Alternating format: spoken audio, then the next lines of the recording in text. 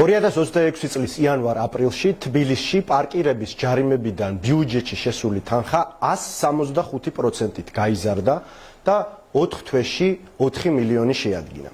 კალაძე თბილისელებს სითი პარკის გაუქმებას და გამართული პარკირების სისტემას შექმნას პირდებოდა და რა მივიღეთ.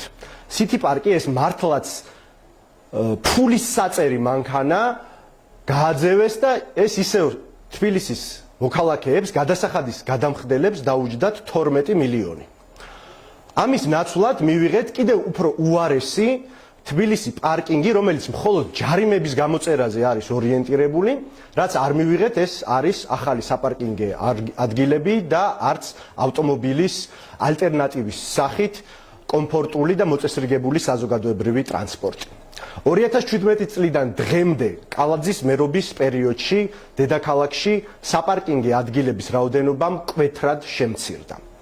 არ აშენებულა არც ერთი მუნიციპალური პარკინგი, მიუხედავად იმისა, რომ 2017 წელს ჯერ კიდევ კალაძე პირდებოდა თბილისელებს მიწისქვეშა და მიწისზედა საპარკინგო სივრცეების მოწყობას და მანამდე მისი წინამორბედი დავით ნარმანია 2017 წლის მაისში აცხადებდა, რომ დედაქალაქის მასშტაბით აშენდებოდა 10 მრავალდონიანი საპარკინგო შენობა ნაგებობა. 2018-2026 წლებში თბილისის მერიის პარკირების ინსპექტორებმა მოქალაქეებს 4 მილიონი ჯარიმა გამოუწერეს.